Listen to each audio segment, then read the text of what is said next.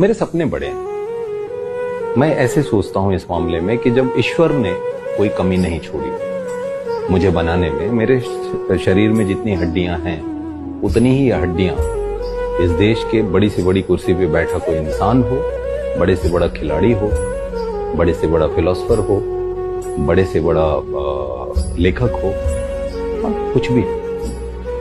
तो जब उसने एक हड्डी मेरे शरीर में कम नहीं रखी, मेरे भी कान उसी जगह पे रखे जहां उनके हैं, आंखें नाक दांत वहीं रखी जहां उनके हैं, तो मैं सपने क्यों छोटे देखूं? मेरे सपने बड़े हैं, लेकिन उसके लिए सही रास्ते से कोशिश करता हूं कहीं पहुंच सकूं।